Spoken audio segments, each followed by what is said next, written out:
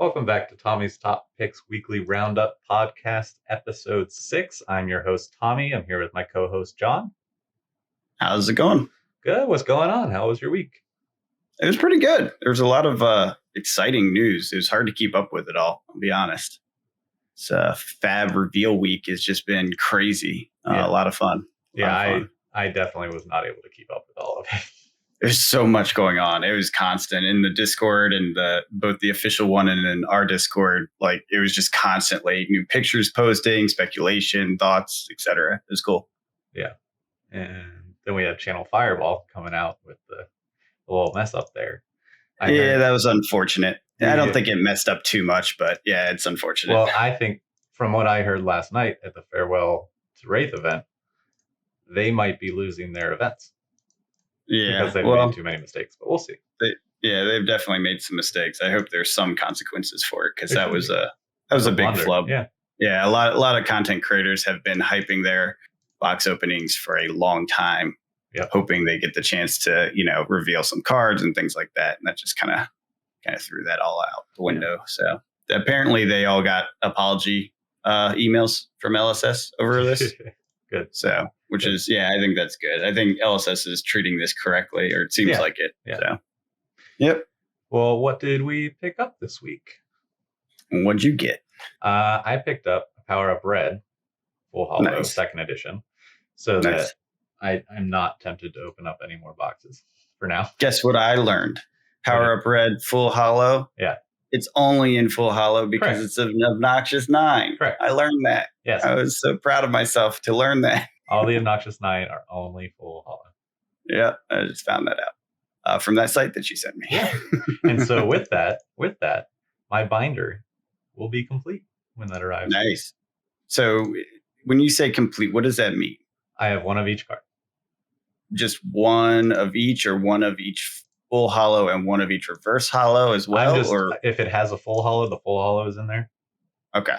I'm thinking about reorg there. So there's enough space in the binder for there to be the Full Hollow and the Reverse Hollow, but that would take a lot of time to then take everything out of the binder and then reorganize it. Right. So I may do that down the road, but for now I'm just sticking with the one. And what about the cards that are non-hollow? Like, there isn't even a hollow version. They're there.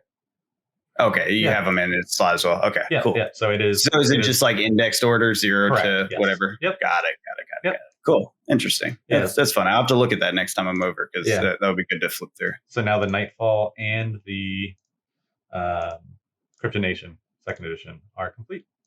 And so I do plan on getting some Kickstarter and some First Edition cards, and those I'll probably replace the Second Edition. So that'll just be like, I'll have one Cryptonation binder. And whatever the most rare version of that I have is in the binder. Got it. Yep. So cool. Yeah. And it was exciting because, so we'll get into it in a bit, but I came in second place at our Farewell to Wraith event. And so I won some store credit as prize money. And I used that to get some Nightfall packs. And out of 5 Nightfall packs, I got 5 Full Hollows, including a Mothman. Yeah. That's really good. Yeah. That's excellent. And the store is awesome and still sells them at $4.50 a pack. Yeah, that store is great. I'm 100% supportive of them. Yeah. I think I mentioned it in one of the other videos that I think will come out after this, but essentially I skipped on it and I donated my spot. I just contacted them over Discord and said, hey, if you have someone else that wants to go, feel free to let them take my spot. I don't need a refund or anything. So Scott, I support that store so much. Scott took your spot. He played a game. Cool. He played against me, and then he dropped after the first round. Oh. He built a pretty good Dorothy deck, though. And he opened a pack that had Spellblade Supremacy and a Rainbow Foil Lightning Strike in the same pack. And that's good. Yeah. So after the game, he was like, do you want this deck? I was like, sure. And so he just gave me the deck. So I walked away with 2 decks. Nice. Well, you're welcome. Yes. So I really lucked out, and I got I ran Bravo, but we'll get into that when we get to the event and we talk about it in the main topic. Are there any other singles you wanted to talk about?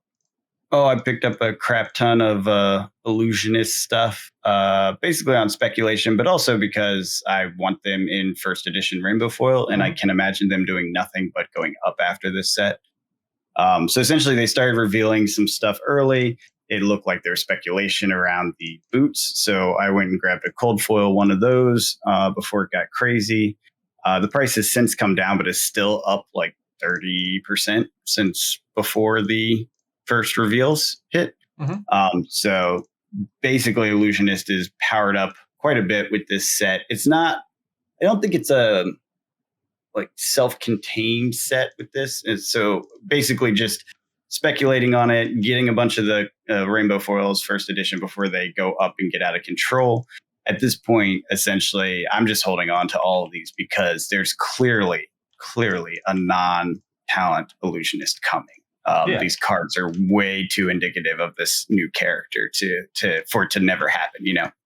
Right. So these cards will just go up in value when she comes out, whenever that is. And that is the cool thing about Flesh and Blood. The more I've been thinking about this as a collectible, the more I like the idea of just trying to collect as much of it as I can, because the card pool never rotates. These cards go nowhere but up, right? Out of print, they're all going to take up. Yeah, but how many bands out of how many cards? Sure, right? Yeah.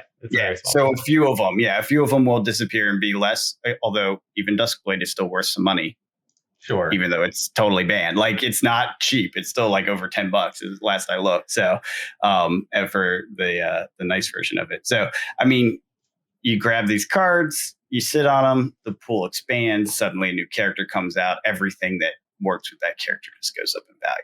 It's kind of an interesting concept.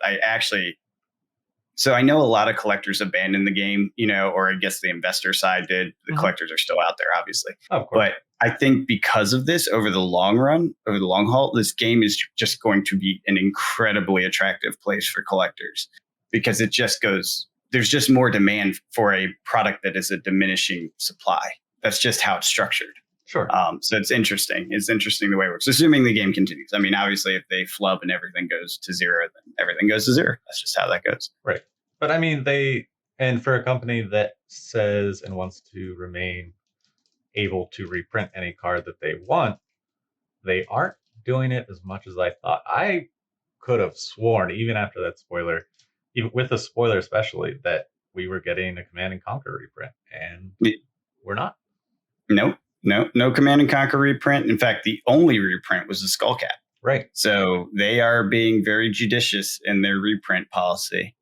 Maybe they're looking at like, what is the most valuable, playable.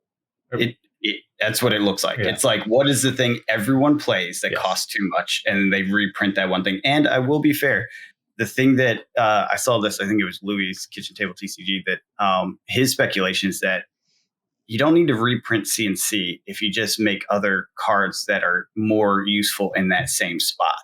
Sure. In a deck, which is what is happening with a lot of these generics. There's powerful cards, not the same level of power, but powerful cards that for this class, it's a little bit better than CNC. So now CNC gets rotated out of that. And so that price should diminish because the demand for that card should diminish over time. Now, I look forward to doing full analysis on all these cards. Boy, is all my numerics just going to get totally flubbed up. They totally jacked up my entire model, and that's exciting and sad because it means I got to go back to the drawing board. Right. But that means I get to go back to the drawing board. Right. But yeah, just all my rules are out the window with this set. They really did push the design space in a whole new direction, you know, bent and broke the envelope. It's cool. It's very exciting. A lot of fun stuff. Any boxes you picked up this week? Yeah, I picked up a few. I got a box of Arcane and a box of Crucible to open on the channel.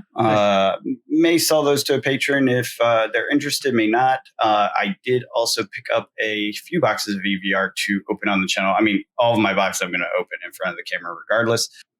But this was, one of them was particularly for a patron who requested it. So I'm happy to do that. And then the other will be for sale. Talk about the patron a little bit? And what we're offering with those box openings? Yeah, so I mean, it's in the Patreon. So if you want to check it out, go ahead and look at the link below. Check out what we have. But essentially, they came in under the VIP subscription, got access to box breaks, and signed up for one. Essentially, we're offering to break the box on camera. Shout out to you, obviously, and the like. And a patron took us up on it. Very exciting. Very, very happy to have this happen. So this would be the second one of these that we've done. Any other boxes you picked up? Bunch of EVR. Yeah, fair enough. I'll be buying some more probably in a week. But yeah, EVR mostly. Yeah. I picked up a couple of big things. I got 3 first edition MetaZoo spell books, which is super exciting. Got a really good price on them bundled together. I probably will be opening one in the coming weeks, keeping the other 2 on the shelf. Might put one up for the patron. And then I was looking at Pokemon cases. And the newest set, Fusion Strike, is hitting a really big low. Nice. It's at $512 for a case of 6. Very good. And so I picked one up, and I am debating whether or not to do a booster box game with them, because I think it'd be very interesting. That would be. Actually, I would be very interested to see how that goes if you do that. Right. Yeah. So unlike MetaZoo, where the average card cost, like when you break down the cost of a box and the cards that you get, it's very spread out, right? Where in Pokemon, it's very spiky. So you could open a box and 4x, or you could open a box and be way below. And Fusion Strike is the largest set list for any set. So there's more cards in this. There's more fluff. So there's a lot of room to. So it could be a booster box game of just one box. We'll see. Yeah, I was about to say. It sounds like it would just. Chances are you would lose the first game. Right. But no guarantees. Right. So where you're going with this, you get more stuff on the shelf. Yeah. I'm at the point where I'm like, am I going to open all these boxes? Well, I just keep having value. You did inspire me, because I'll send you a picture after. I redid my shelf. Oh yeah, it's looking pretty cool. Nice.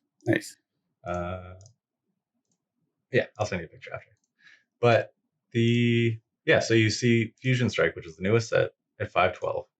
You have Battle Styles, which is not very popular, is at $566. And then same with Chilling Reign at $556. And then you have Evolving Skies at $786. And the pre-order for Brilliant Stars is at $788. But what I found fascinating is if you look at the past, so it came out in November, right? Fusion Strike? Pre-orders for this 6 case was $977. Yeah. Lesson is don't pre-order. Don't pre-order product. Even though I pre-ordered an EVR, but it's as low as it really can go. Right. And knowing the distributor prices helps with that.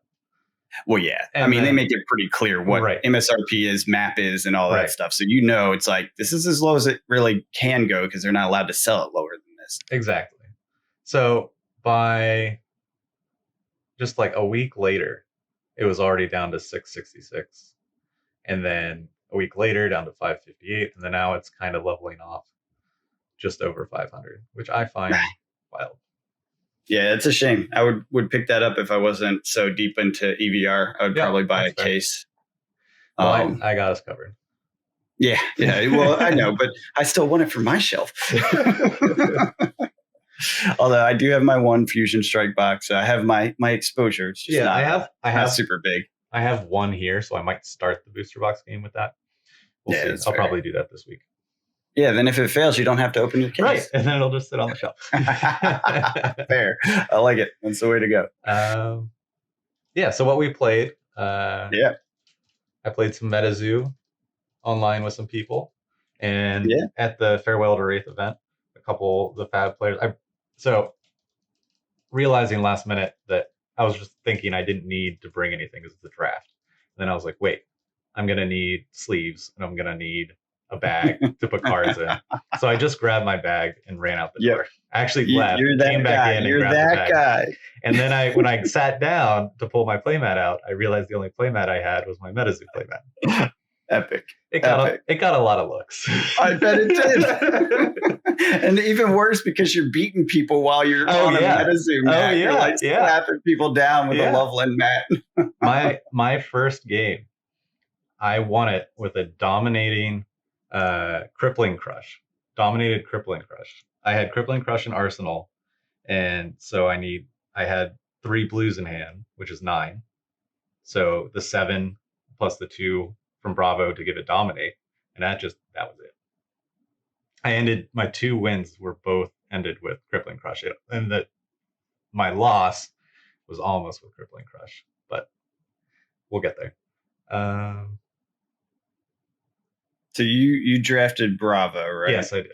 Yeah. And did you feel that you had a good advantage on that, or was that like the plan when you walked in? I'm doing Bravo no matter what. Like, was your first pick like a Bravo specialization or something? You know what I'm saying? Crippling Crush was my second pack first pick, so I opened Crippling Crush. Gotcha. In the second pack, and I had picked some in the first pack. I think I grabbed 2 or 3 Guardian cards and a couple of good just blue generics. I forget what it's called. The one with the bear looking thing on it with the horns. Oh, Barraging Beatdown? Yeah. So I just had a couple generics in the first pack and a couple of Guardian cards because I had wanted to go Bravo, but wanted to leave myself open. So then the second pack, when I opened that, I was just like, all right, well, here we go. yeah. That's the premier card for a Bravo. So that was, and it ended. We'll just get into it. It ended up going really well, and the first game it was a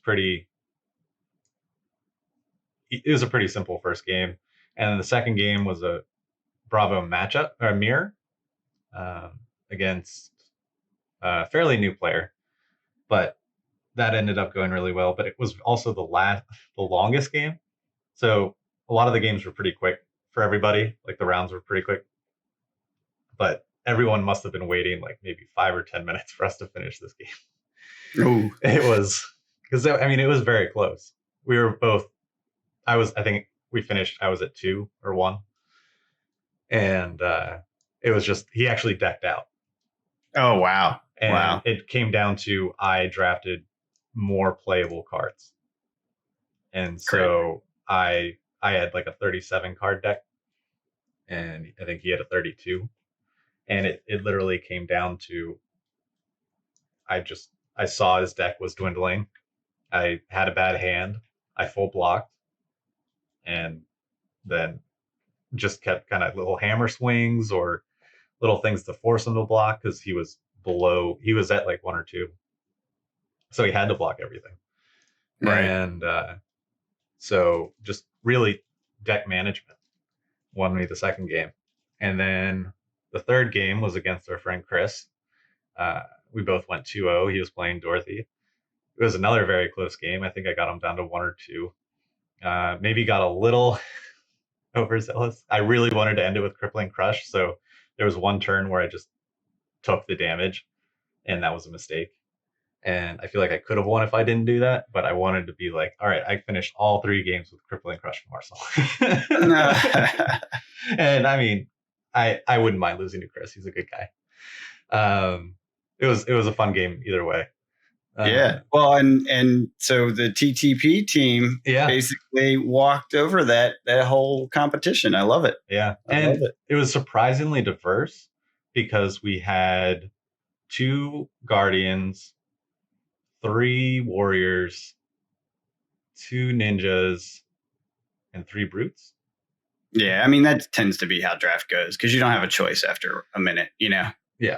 You get kind of forced into a corner because there's only 4 heroes, right? Right. How many people were there? 9. Okay. I was wondering how big it got. And if they were saying they were almost sold out. Yeah, if you include Scott, it was 10. The manager running it from the store. Mm-hmm. And so there were 13 tickets sold, but just a couple people, You just no-showed, and then you decided not to go. But yeah, we had new faces that said they were going to come back. Good. So that's really exciting. Yeah, I'm excited to get back into it. It's stupid COVID stuff, just got to get over. And then obviously the weather isn't great either right now. But those two factors were enough to make me say, nah. Yeah, but I mean, parking in the city with snow is no fun. Yeah, it's super exciting because I mean, there were new faces, there were old faces, and everyone had a good time. Everyone was pleasant. Everyone was nice. Oh yeah, it's a great community there. Yeah. That's one of the reasons I told you about it, because I was like, oh yeah, this is like these people are all like good people here to have a good time, play like a good game, like good sportsmanship. You know, they want to, like, if you mess up, they're happy to let you take back, and they're like, very helpful. You want to do that? Yeah, exactly. Like there's a lot of like helpful, like friendly supportiveness in that group. Yeah, it's a great group. It's a great group for people who are experienced, and it's a great group for people who are new. Yeah, we have some good players there. There's no doubt. So that's interesting. That's fun. So yeah, TTP represent, taking down our whole thing. Now we just got to do it with ProQuest. And you know, if I was there, I would have come out first, and then you guys would have gotten second and third, right? That's no, I would have gotten like 7th, 8th, 9th.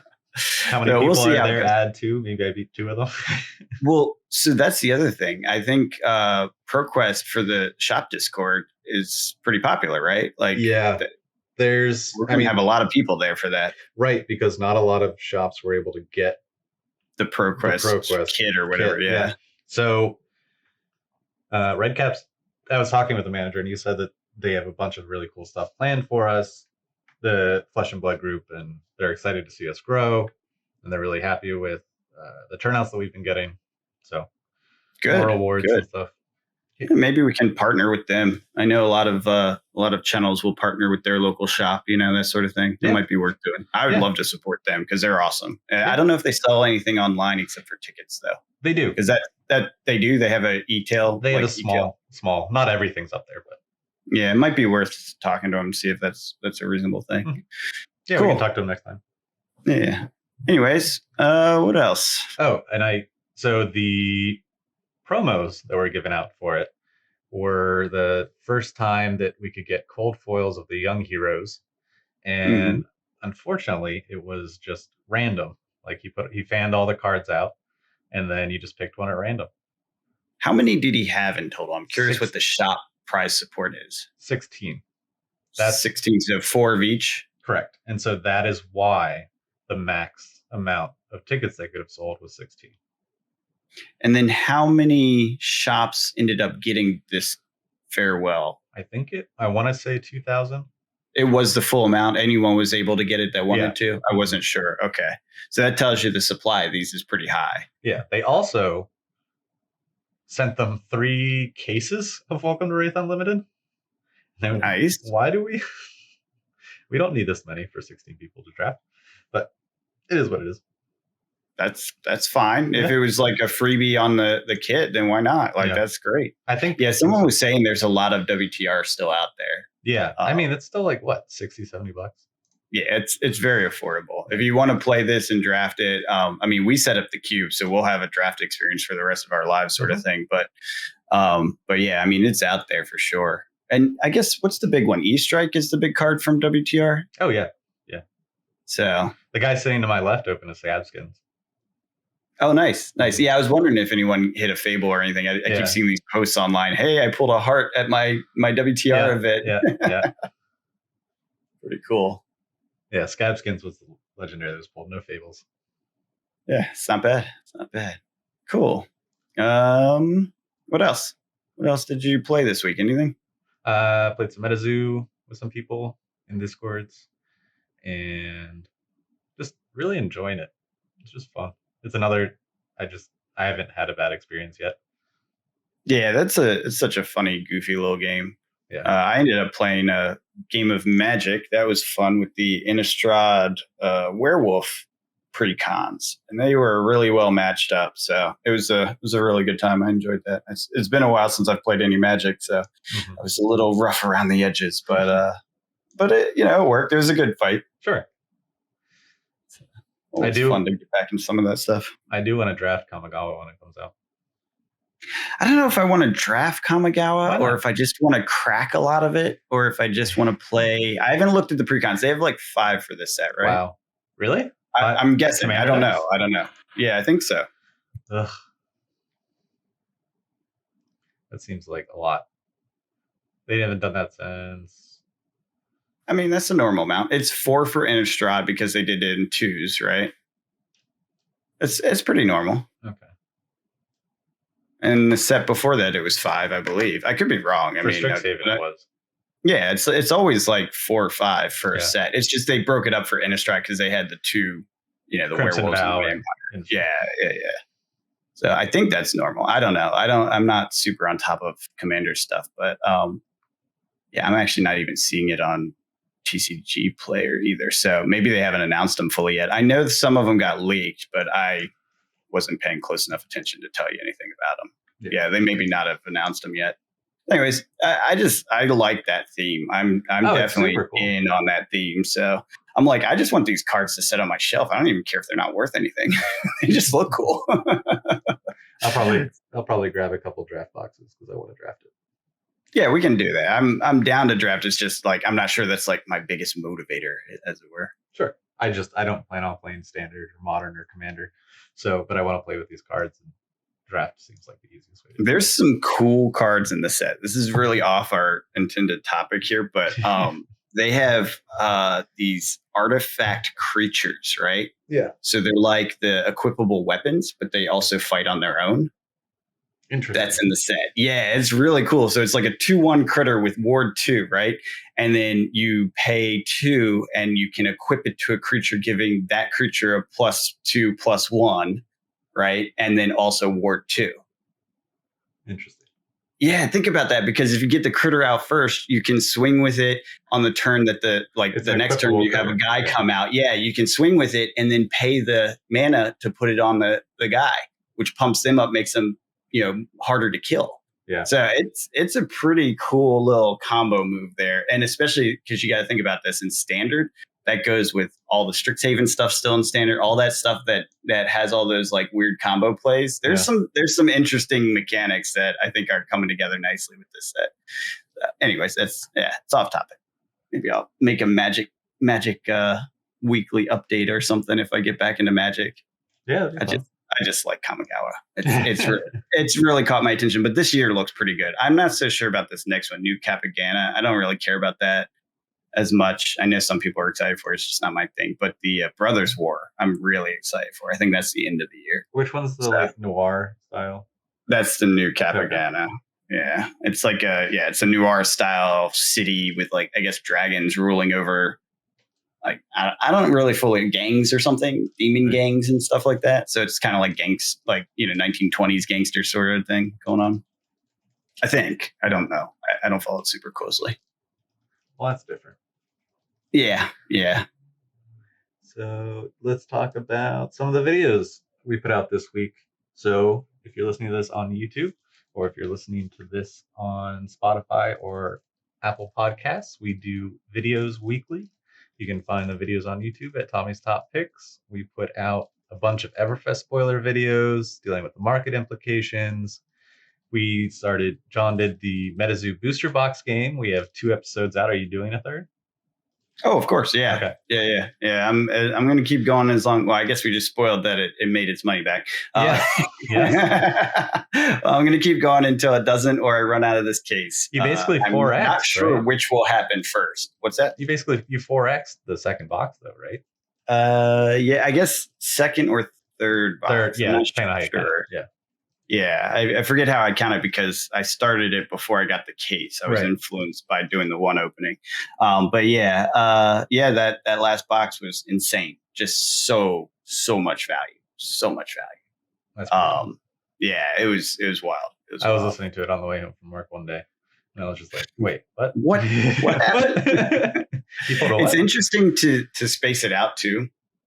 Because the market dynamics change, right? Like more people getting the box, more of the boxes are for sale. Some announcements happen, the box prices are going up. So it's like to meet the threshold is getting harder, and there's more supply of the singles. So the card values are typically going down generally. But they're holding up, and the spice is so good. I don't know if it's the distribution or what of cards, but there's just so much value in those boxes. I would not be surprised if I open all 6 and make, all the money back across the set. There's a decent amount sitting for about $90 still. Yeah, I mean, they're not crazy high, but they are ticking up. I got mine for like 82 a piece, I think. So they're up from where I bought. Right. But it's not going up crazy fast, and the cards aren't going down crazy fast either. So I think I'll probably make it all the way through. I mean, at this point, if we count all the boxes, I think with that box, all I have to do is 1x another box, and then I'll have paid the case back with just selling a few of the top tier cards. Wow. So yeah, it's crazy. It's crazy how much value is in those boxes. But yeah, that was a lot of fun, and I intend to keep going. What else did we put out?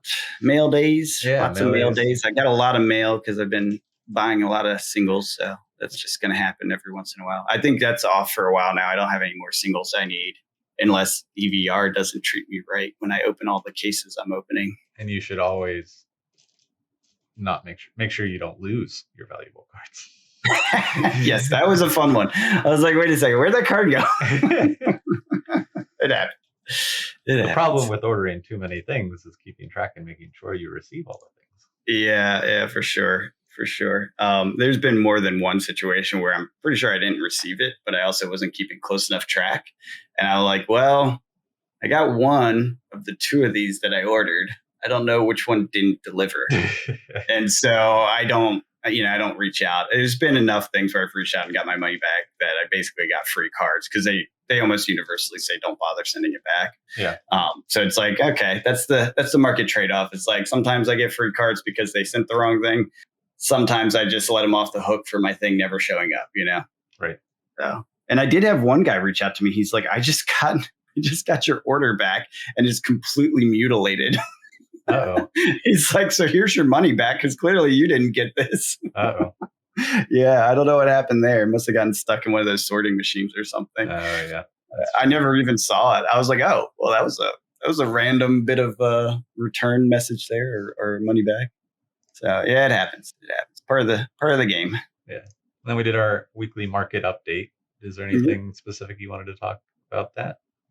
I mean, I think we're in a flux state right now. Obviously, we had some speculation on Illusionist that we saw on the equipment. There's a few other things that I'm seeing in the market, little changes based on EVR updates.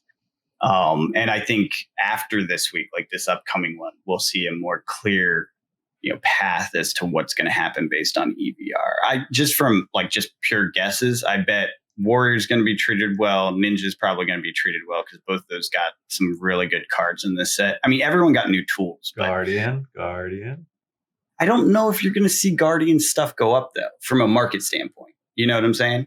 Because the new Guardian is actually elemental, right? So then maybe elemental stuff goes up, but Guardian stuff isn't necessarily going to go up. You don't think all the staples? Maybe. I don't know. I'm not sure because that was already pretty high demand, right? Yeah. Also, that's the problem. Like Guardian's always been kind of upper tier anyway. So a lot of the stuff has kind of reached a market point where it's high demand and it's not going to go up because of more. Maybe it will. More demand could happen. But I think what's going to happen is the Guardian players are going to continue to be Guardian players and not Guardian players are not going to be. Yeah, exactly. Or not going to be Guardian players. They're just going to change their decks around. So the elemental cards as supplemental might be a thing. I don't know. That's a weird one. I'll have to keep an eye on that because it's a very different situation now, right? With Volda and the new Bravo. Right. It's just a different set of cards you really want. And then the staples are still the staples, right? Yeah. So the card pool the new Bravo has is going to be so big. It is. It's huge. Wild. As soon as that went out, I went to the database and pulled everything. And I was like, what can this? I'm like, holy crap. There's too many. There's so many cards. At first, I was like, I'm going to build a Bravo. Then I'm like, I'm overwhelmed. I am not building a Bravo. I'll let someone else figure it out. This is too many options. And I'm sure there's really great combinations between, the lightning, ice, and earth stuff. You can go aggro. You can go control. I'm a little curious. Does this kill Oldheim? I mean, because everything Oldheim is now replicated in Bravo except for his own talent, like his own skill. Oh yeah, and the specialization. That's true. But those weren't even used that much as far as I remember. Right. What was his special ability? He shut down damage? Yeah. He pitched shut down damage. So that's still pretty good compared to Bravo's like 3 elemental combo, which is never going to happen. No, I think it's less about his ability and more about his card pool. Well, that's what I mean. Like Bravo can just basically pick up the Oldhim deck and be Oldhim better and throw a few lightning surprises and crippling crushes. Yeah. Well, I mean, Oldhim could play crippling crush, right? No, that's a specialization, isn't it? Oh, geez. Yeah. Yeah. So it just killed Oldhim. Like Oldhim's just like, oh, I guess I'm second class now, just automatically. I wonder if that's going to happen. I'm curious about that. There's only, it's really just the specializations, and he wasn't super popular to begin with. That's it. Although, did you see he was top tier in both the Nats? Oh, interesting. Yeah, he's second place in one, and I think third, or I guess it goes first, second, fourth, because it's like tied for fourth. You know how they do that, right? So he was in fourth, I think, in the other one. So Oldhim was in the meta there for a second, and now I think probably Bravo just gets swapped right in, and that's that. Also, I just love the new art of Bravo. It's so good. It's so good. It's all right. Bravo's horrible. It's so good. I just don't like Guardians. It's fine. Then wrapping up the videos we put out, I opened up a Cryptid Nation 2nd edition spellbook because my first one arrived. Yep. That product is so good, and they fixed it. So, forewarning, if you are out there looking for MetaZoo cards, the greatest entry point is a theme deck. Pick up a theme deck of one you like, and then pick up a spellbook. The spellbook comes with a aura deck, so you have plenty of auras to customize your deck and fill it out. Then you have 10 packs and some sleeves and a playmat, coin, a couple other little goodies. And they're at a good price points right now. And but if you're looking for Nightfall, that's also the best way if you don't care about the expensive full hollow ones. The reason the Nightfall spellbooks are so much cheaper per pack compared to the booster box is because they are plagued with reverse hollow. So you're almost guaranteed 9 or 10 reverse hollows, so almost full reverse hollows, which then also is why the Nightfall box has gone up so much, is because it is plagued with full hollows. So just a little bit of information there. But so if you're looking for the cards, the spellbook, if you're looking for the spice, that's the booster box, prices are accordingly. But the spellbook for Nightfall is creeping up. It's about little over $40 now. But they did fix that. So the Cryptid Nation 2nd edition, I think I pulled 4 full hollows, 4 or 5. Mm-hmm. It was pretty good. I think they're just a great introductory product. Yeah, I can definitely say from the booster boxes at first, that one that was like super spice, I thought was okay. Are the ratios wrong? And no, because in the later boxes, there was just as many reverse hollows essentially, or more, honestly, in some cases. So it's not like the old printing. I was worried about that because that very first box, I was like, oh, is this coalition messed up again? Did they screw that up again? But no, the answer is no, they did not. I just got a box that was leaning one way. Yep. So I think that wraps up all the videos that we got out with your mail days and stuff. And then this upcoming week, we'll have more mail days. You're going to go over your Flesh and Blood collection. A little bit. Yeah, parts of it. Yep. And I'm going to finally get out that Cosmic upgrade I've been promising. So taking the MetaZoo tribal theme deck for Cosmic from Nightfall and upgrading it and explaining how it works and how it will work after the upgrades.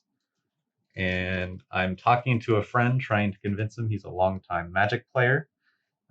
He verbally agreed, but we will see if he follows through on teaching him MetaZoo and the differences. So he's very anti-MetaZoo at the moment, But yeah, good luck with that. A lot of people are. And it's funny because I was with the playmat last night at the event. It previously, whenever I had brought up MetaZoo or MetaZoo had appeared in the Flesh and Blood group, everyone was 100% negative on it. This time, everyone was like, that's an awesome playmat. It is a cool playmat. I'm kind of salty that you got it because I love Loveland, and that's the only Loveland playmat, and I want it. It's right on the store. I don't want the same mat you have. I want a different mat. I have other mats too. Yeah, but you got that one. I can't have it. That's just my rule. Baloney. We have a lot of the same mats. I would love to have like a different Loveland one. I actually went looking for like a custom art. There are some, but I'm just gonna wait because I'm sure they'll put out more because he's such a featured character and he's not reserve list, so he'll be back, right? So, but it was interesting because a lot of the people that were like poo-pooing or just zeroed out on it seemed to have switched vibes, and they seemed more interested in it and wanting to play it, but it was more of a I can't get involved in another card game more than I don't want anything to do with it, which I find very interesting. Yeah. So word is getting out. Yeah. Oh, for sure. And it's definitely going to become a thing. It's just it'll be a different market and demographic, I imagine. Yeah. And I've been pretty involved in the subreddit and following that and helping answer people's questions. And it's gotten a lot more activity, and it's gone up in what do they call them? Subscribers? Followers. Subscribers, yeah. For the subreddit, it's up to a little over 3,000 now. It was like 2,000 something just a couple weeks ago. So it is going up, and there are more new players asking questions, which is promising and exciting, which means the player base is growing. Yeah. And not surprising. They actually set up the website for the web portal where you can sign up, and kind of like the Fab TCG online player database. They have MetaZoo now has one. You also have some prize support. Correct. And they had their first official event in person down in Austin, Texas, held by Caster Society, a bunch of really great guys. And I hear there was like over 130 players or something in this tournament. Yeah, I don't know. I didn't hear about it. Yeah. So big success. I plan on watching the games when I get a chance, but I heard it was a lot of fun. I know they're putting more support out there. I think they said $250,000 in prize support or something's coming. So there'll be some people attracted to it for sure. See how it goes. I mean, I still think it's an IP play ultimately, and the card game will be a thing, but not like the thing, you know? I imagine the cartoon and the video game and the plushies are going to end up outselling the card game eventually. Yeah, I believe it. If it goes the way it looks like it's going, which it definitely seems like Mike's making the moves to do that, because you're getting your Walmarts and your Targets, and that's how you get that mommy, please buy me that thing, you know, situation. And that's the demographic that's going to get in here and buy a lot of stuff. Oh, for sure. Topic of the week. Yeah, well, we kind of really talked about, we were going to talk about the Farewell to Rathe event, but we kind of couldn't hold your tongue. It was a lot of fun. It's cool. Good. But so we can talk about the spoilers though, because all the spoilers are out for Everfest. Yes, they are. And we're getting it next week. I know. I'm so excited. If you haven't seen in the official Fab Discord, just do a search for spoiler sheet, and you will find a link within there, within the card reveal channel. It's a spreadsheet of all the cards. Not all great quality pictures as of the time of this recording, but they're replacing them as they get official ones. And you can just take a look at the entire set and see the whole thing. First thing of note is obviously the freaking carnival slot. Holy moly. So what is that? What is it? Okay, so it's one of the following. One of the 18 different talismans, potions, or amulets. So the generic items, right? Okay. And there's 18 of them. Holy crap. Or one of the like the party cards, Life of the Party, High Striker, pick a card, any card. You know, the ones that are kind of like carnival-y looking. So it's one of those or one of the items, and it is confirmed all of the talismans and potions and such can be in cold foil. So that's why they have more cold foils than ever before, because 18 of them are that. And then the other thing is that they have cold foil. I guess it's items. I don't think the heroes are cold foil, because I saw a rainbow foil hero pooled. So that usually means there's not a cold foil of it, but I could be wrong on that. I wonder how that's actually worked out. Yeah. So there's, and then I wonder if the cold foils are just be for the promos. Yeah, exactly. Oh, yeah, that is what they do, right? The cold foil heroes are always promos. Yeah, you're right. Yeah, it's the Fable and the Legendaries that get it. Oh, maybe some of the Mythics, because I know they've done cold foil Mythics before too, like the Pulses in Tales of Aria. It can't be all the Mythics though. That's too many, I believe. No, there's like 84 or something. No, it's not that many. Really? It's not that many. Yeah, it's not that many. It's for a class. It's for a class plus. Maybe the rares. No, I'm looking at the chart right now. Yeah, you're making stuff up. Here, let me just send you this so you can stop talking out your butt. No, it's like for a class for Mythics.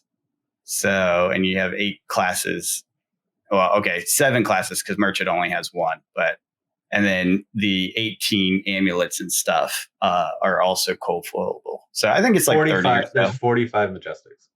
Oh, there it is. Yeah, 45. Yeah, not 80. 61 rares, 88 commons.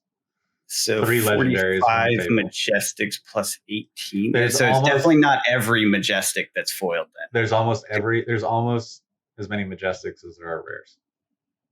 Yeah, that's what they said in the announcement, the initial box announcement. But the thing that's important is like what's going to be cold foil, right? Well, at least for me as a collector, what's important is cold foils. Yeah, 1 per pack, rainbow or cold. Where do you see that? Pack configuration. The booster box display contains 24 packs. The booster box contains 10 cards, being 1 per pack, premium foil, rainbow or cold. Oh, that's rare, just the You're just look at the stats I'm sending you, man, because that information's been out for over a month. No, I know it has. That's why I'm surprised. That doesn't tell you anything, though. It doesn't tell you about the cold foils.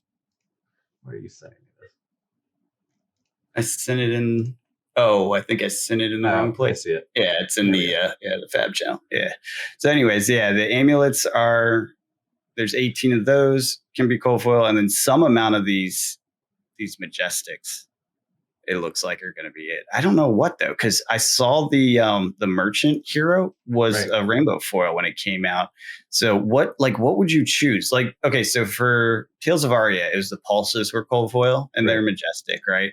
So what like cycle of cards would fit the cold foil theme? Like you said, the items, I think. That's not enough though. They said there's more cold foils in this than any other set. There's only like 4 items. So you're talking like 20 items. They said it was like 30 something. The everything in the carnival slot. You think like Life of the Party, yellow, blue, and red is going to have? Nah, they're not going to do 3 different of the same thing cold foils. It's always a unique card. Maybe I don't know. That's exactly. Yeah. I don't know. I'm not sure. If you just add the items, the general items, and then the like equipment and stuff, you only get to like 20. And he said there was like 30 something. There's a lot of Majestic equipment though. Yeah, maybe I'm undercounting that. Let's see. 1, 2. Yeah, maybe it is. Maybe it is the equipment, the Majestic equipment. Which I think is really interesting and going to be really good for the game because everyone that complains about. You know what's terrifying? So I've watched several box breaks. I'm sorry to cut you off, but this just struck me. I've watched a lot of box breaks and almost no one has opened like any equipment. Like maybe one a box situation. Oof. Yeah. So that goes against what I was going to say because what were you going to say? I think it's really interesting and really good that they're putting all this fairly powerful equipment in the Majestic spot because it will reduce the price. So it's not like you have to buy a full set of legendary equipment. You can you can buy some Majestic and do just as well, probably. Yeah, I think so. And the question is, how short printed are the Majestic items? Because apparently in Crew, it was the same thing. The items were short printed by comparison. So you had a higher chance of getting non-equipment in that. Right, but you still have a higher chance of pulling those than a legendary. For sure. So it should help. And I think that's absolutely true. The secondary market and you buying them singles, which is what most people should do anyways, will be more affordable. Which then people will look and they'll look up a deck list and they'll find it. And they'll be like, all right, well, how much does this cost? Oh, it's not $1,000. Okay. Yeah, there's good fill-ins for sure. Right. Like the Runeblade one, you assume will be a cheaper version of the Arcanite Grasp. Or the Warrior helmet or the Guardian chest piece instead of Tectonic Plating. That kind of stuff. What was the Guardian chest piece? What did it do? I think it was a Seismic Surge token. Oh, that's right. Whenever you draw a card. Yeah, that's it. Yeah. That's a good one for Volda. Mm-hmm. It's tempting to play Volda. I'm so anti-Guardian, but Volda I might do. You will. You'll play Bravo. Are you going to play an Elemental Bravo? Heck yeah. How are you going to build it? I haven't decided yet. Yeah, that's the part I struggled with. I'm going to wait and see what other people do. It's so hard. You're just going to copy someone else. Yeah. Not surprised, Tommy. Not surprised. I know you're not very good at card games and all. Yeah, I know. I'm awful. You're awful. You just wait for other people to do it, and then you just copy them. No, I use my brain power for creative decks with Metazoo. And I don't have the capacity to do both at the moment. Oh, your brain is too occupied by Metazoo. Well, yes. Get in the game, Tommy. Get in the game. There's a new set out for Fab. Come on. And we got to train for ProQuest. Didn't you sign up for that? I did. All right. So we got to train. Get your brain in the game. I will. I wonder if any of us are going to win. That would be awesome. I'd love that they're doing ProQuest at shops. Yeah. I mean, think about that. That pool of people plus a few more, that's our competition. Yeah. To get a pro invite, that is so freaking cool. Yeah. I think that's an amazing idea. They really do support the players. It's a little crazy and sometimes infuriating as a collector. Because I'm like, man, come on. Yeah, I'm super happy about my Bravo Gold Foil. Yeah, well, that's the other thing. Like, prize support's always really good. I like that. You know, I mean, I'm also a player, but. And I got the shop still had a bunch of the Christmas cracked baubles, so I got 2 more of those. Wait, you just toss them out to everyone? Yeah. Nice. That's cool. I think everyone got 2 more. Nice. Yeah. Was there any other like prizes besides the few mats? Oh, he gave out mats? Yeah, to new people to try and which is smart. Make them feel like. Hey, was that the Icelander mat? No, it was the cracked bauble and the one you have with the briar thigh. Oh, really? Yeah. I didn't even realize that was like an armory mat. I guess that makes sense. Yeah, that's right. That's right. Because it came with the thorn and the rainbow foil hero. That's right. So, well, that's cool. Yeah, I gave a bunch of cool promo kind of stuff out to the new guys. The briar thigh. The briar thigh, Matt. How else would you describe it? I would use the word that is the card name. Well, if I knew that, I would say it. Oh, okay. Well, it's Blossoming Spellblade? Yeah, Spellblade. That's it. I knew it at one point. But. Yeah, it's okay. I had to think about it myself, and I play her. What else? What else did you see in the reveals which you weren't paying much attention to because you're too busy with Metazoo?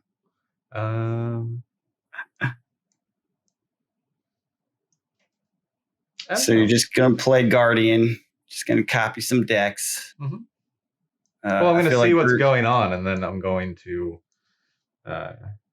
make my version of it. Brute got a little stuff, but not too crazy. I think KO's specialization, that was pretty cool. Yeah. Did you see that? I did. Yeah. Takes the randomness a little bit out, but it's still a card that has to be played. That was the downside to these specializations. I know that's like how the game works, but they're all really good powerhouse cards that you have to find. Right. Like the Data Doll one. Oh my gosh, it makes Data Doll playable, but that means you got to find it in your deck to make Data Doll playable. Right. Which is a little painful for Data Doll. I think the Brute one's like not necessarily that bad. Like I think it's fine balanced with KO. And then the Benji one's just a freaking powerhouse. Yeah. So I think Ninja really won out. I might go and make a Ninja out of all this. I was already working on that one, and now I have some more tools. Yeah. I'll probably revisit Dorinthia too. Yeah, there's lots of Warrior stuff. So Warrior players should be very happy with this set. There's so many things that are just like, okay, yeah, that's an auto ad. That's an auto ad. The question will be, what do you take out? You know? Right. So, yeah. Wizards looking solid, especially for Blitz. Forget about it. I'm pretty sure Kano just won Blitz forever now. Pretty auto win kind of capability here. If you like playing solitaire. It is definitely that style. There's no doubt. But that's how Kano was already. I know. One turn kill. I know. Yeah, I mean, so it's just more tools to do it faster. Yeah. I'm a little sad Icelander because I was hoping for some Ice Wizard stuff, right? Give a little support to the new Ice Wizard. Yeah. But no, nothing there. So you don't get to really, I don't think Icelander's really playable right now. I'll have to look a little closer, but the cards that they released are great with Kano. None of them are particularly well suited. Well, that's not true. There's a few that were just blue Majestics, Sigils of Parapets. Uh-huh. It's a defensive one, which that's Icelander theme because you assume as an ice, it's going to be a little bit controlling, a little bit defensive. Sure. And then I think Scour gets rid of auras. Is that right? Yeah, that's a blue one too. So she can play both of those as instants if she wants from Arsenal, and that's destroy aura tokens with 0 cost, and then you do arcane damage for it. So if you have like a Rune Blade building up, or you have a Valdo with Seismic Surge tokens, you can zap them for what their tokens are and hit them back instead of letting them use their tokens, which is pretty cool.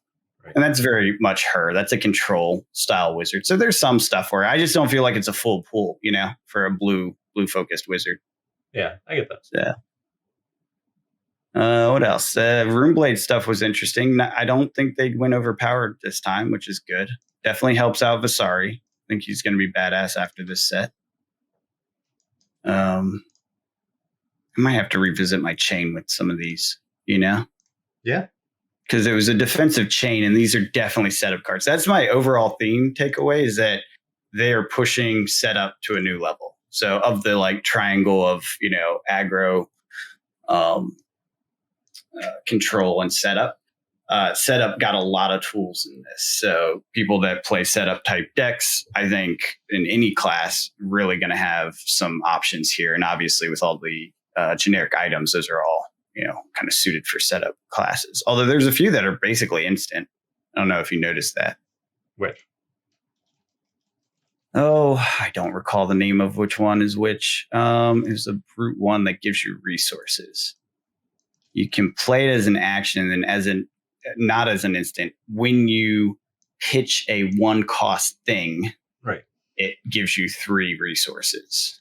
So if you get when you pitch a 1 resource, you get 3 instead.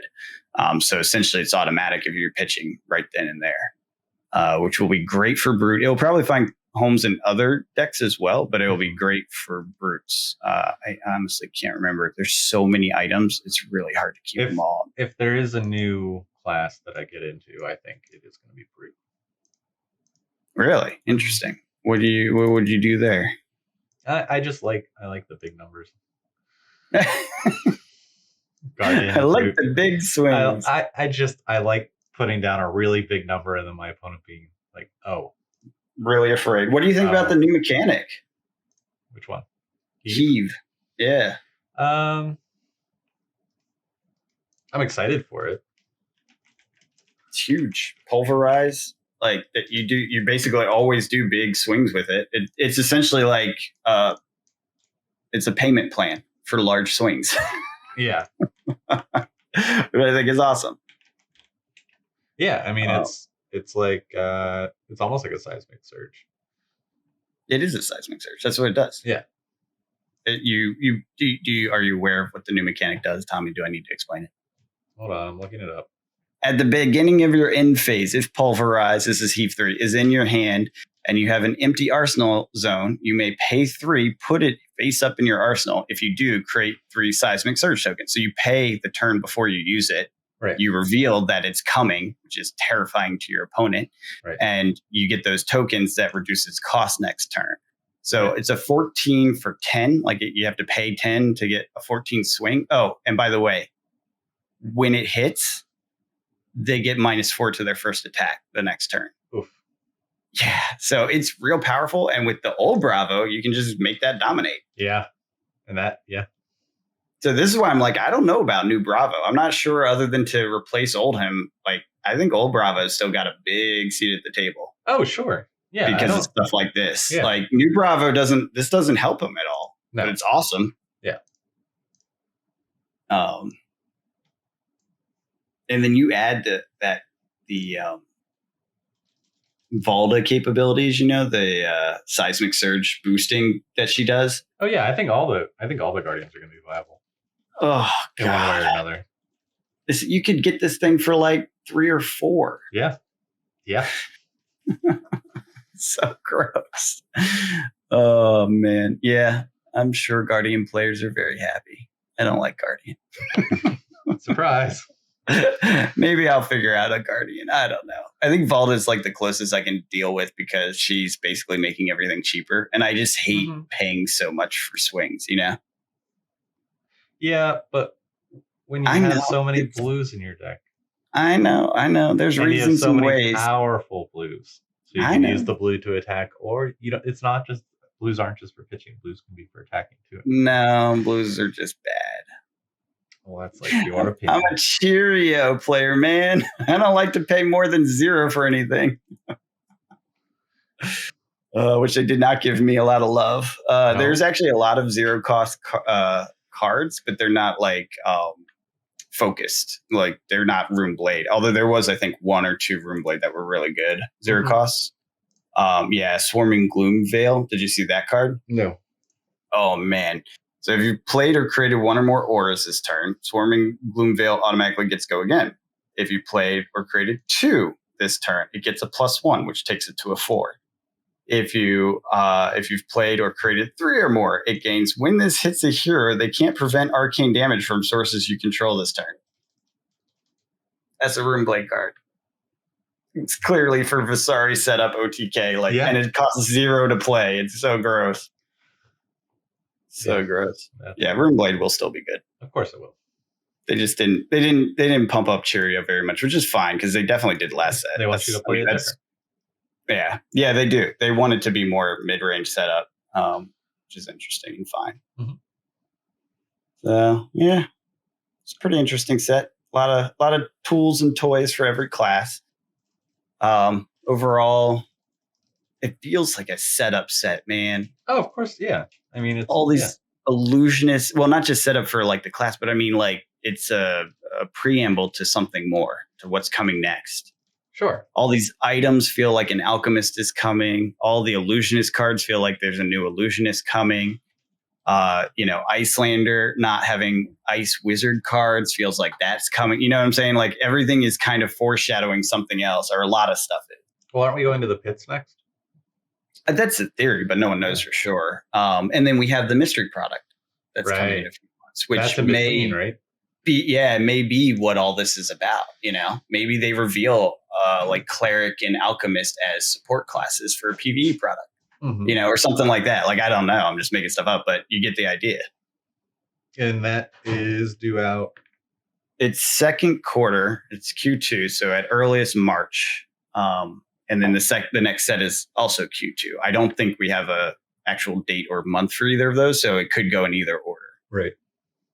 But I believe they announced the question mark product before they announced the new set date. So I think that one will come first. Okay. And of course, all this is dependent on supply chain and cardboard shortages. Right. Yeah. Did you see? There's another announcement from Magic that they're pushing off something. Yeah. Wow. That's crazy. With the kind of money they have to spend on printing and they're getting bumped. Is it because of how much more they print than the other games? Probably. Yeah, it's. I mean, yeah. Because I can't imagine that these other games are getting cardboard before Hasbro. Yeah, exactly. I agree. It's probably because the amount they require is huge, right? And it's a global game, a massively global game. So, yep, it's a struggle, but eventually they will. That will be a problem for these other games too. If it doesn't get better, yeah. Yeah. So we'll see. Hopefully, all that stuff comes out on time. I think a lot of it's probably already printed. If MetaZoo's any hint. Yeah. When is that set? That's summer, right? March. Oh, it's March. Oh, I thought it was summer. Forest. Oh, summer's UFO. Wilderness? Summer's UFO. Oh, okay, that's right. Okay, yeah. I mixed the two up. Yeah, so March is Wilderness. And that stuff, we saw pictures of it already printed, we have sealed spoilers, in a warehouse. Yep. So that's done. Allocations are done. So that means this upcoming set we're talking about is probably already printed in a warehouse somewhere too. I heard not. For what? Flesh and Blood? Yeah. How did you hear not? Well, I've heard that they are slower to get allocations and slower to, like, the allocation numbers and everything is much closer to release, whereas MetaZoo you find out much earlier. But that doesn't mean it's not printed and sitting in a warehouse. Correct. Yeah, I mean I'm just assuming logistics wise, everything's probably already done because you get at least. It seems like you don't print close to release. You print months and months in advance. Right. Which is why we get, bans the day a product comes out. Right. Right. So I'm guessing. Yeah, exactly. And they find out, they're like, oh, that was a mistake. We shouldn't have done that. So guessing, but it's just a guess. Man, I'm sad. My mechanologist, it got some stuff, but it wasn't as exciting as I was hoping for. So my dash will probably have to wait. I think that is kind of one of my concerns with these supplemental sets where everyone gets something. It's kind of like, yeah, everyone gets something, but kind of promotes just wanting to buy singles, honestly. Why? Because then if you don't play everything and you just play your one class. I guess. I think that's the opposite. That's like people didn't buy. Yeah, people didn't buy Tales of Aria because it only had 3 classes in it. Right. So by having every class in it, doesn't that solve that problem? Because at least you will get stuff for your class. Problems. Guess. I don't know. Because like if that's the case, then that's going to be awesome for me because that means no one will open product and I'll just sell singles at really high prices. Yeah. Could be. I mean, that's actually good for the LGSs. I don't know if that's true, though. I honestly don't think that's how it's going to work because all the sets that have all the classes or more classes have sold like crazy. Yeah. Like Crew sold out forever ago. It was the first thing to go out, and it's the same structure as this. I also find it odd that 2 sets in a row we get Guardian Shields as legendaries. It is interesting. We got a Guardian Fable too. They really gave a lot of love to Guardians. Yes. I hate Guardian. And the problem with that Fable is it's playable. It is very playable. The other Fables are playable too. People just don't bother. I don't understand why they don't. Actually, that's a good question. With Elemental Bravo, you can play Corsham now. Mm-hmm. That's interesting. And the library obviously got played with Prism a lot. And the Eye got played with Wizard a lot. Yeah. So, I mean, they are playable. The Heart isn't played that much, I guess, because health isn't as big a deal. And then the Arcanite Shard is a Visari specialization, which until now hasn't been top meta. Right. So I imagine it will get played a lot now because these cards just scream Visari. Like, I think Visari's coming in and taking over, the Runeblade part of the meta for now. There has to be one. It always has to be. There always has to. Didn't you know it's Flesh and Runeblade? Yeah. If there wasn't, it wouldn't be Flesh and Blood. Yeah, but it won't be an aggro one, so it'll be less annoying for people, I imagine. I appreciate that. Yeah, Ninja's going to be the aggro that's going to be annoying as heck. Which it should be. I'm okay with that. I actually like the way that looks because you have Ninja in your aggro spot. Right. You have Bravo in your setup spot. Mm-hmm. And then you have, Visari doesn't really control. Actually, yeah, it's 2 setups and no control. Oh, I guess Prism would be the control because Prism's going to still be good. Yes. She got a few tools, but this wasn't like her set. But, there's a few things you can throw in and make her a little bit better. So, yeah, I guess it'll be Ninja. And then and then Visari and Guardian will fight for the setup spot. And then Prism will be the control. Yeah. And then there's a ton of stuff that messes with auras. So somebody's going to figure out a way to break all of those players because they all use auras. Yeah. I wonder if there's just going to be some kind of just anti-aura deck. It's definitely viable now. They have a number of things. It's like, well, for one, the wizard has that I do damage for all the auras you have sitting out. So like OTK Visari is a risk against Dano. And then I know there was some stuff, I think it was in Ranger, had something that was essentially anti-Prism. It had a bunch of cards, or it had at least one card that allows you to pop Illusionist attacks. And it also, I can't remember exactly what it did, but it did something that essentially helped counter, her power. I just don't know how to play Ranger well enough to speak to it. But I imagine Azalea players are very excited right now because she got a lot of good toys. Oh, yeah. Including Dreadbore. That bow is that awesome. bow's pretty nasty. Dominate. Yeah, and her Majestics are good too. It's like tri-shot, shoot 3 times with your bow. Yeah. Like, come on, that's great. The Battering Bolt is the one that is the big hit against Prism because it swings for 6. So if you defend with it, it pops a Illusionist spell. And you reveal hand, discard all cards other than action cards, which Prism loves instances, so that will hurt. And they lose 1 life for each card discarded this way. So that would jack up Prism bad. And then what was the other one? Rain Razors.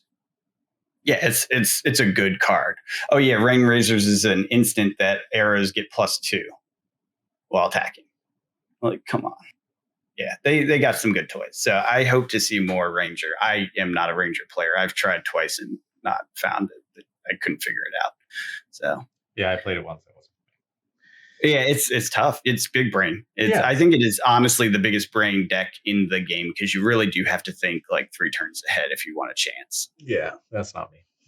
Yeah, it's tough. It's tough. That's why I'm a curious player. I'm as little brain as it goes. I just use every card in my hand every turn and ignore everything else. That's how that went. Yep. Although Prism's my main, my first love. So that's definitely bigger brain. There's a lot more setup to that. Well, that about covers it. I think we've talked about a little bit of everything here. Yeah, we're just a little over an hour 10 here, our normal length of the podcast. Cool. So yeah, thanks for joining us. You can find us on YouTube and Twitter at Tommy's Top Picks. We are on Spotify and Apple iTunes podcasts. And until next time, we'll talk to you soon. Have a good one.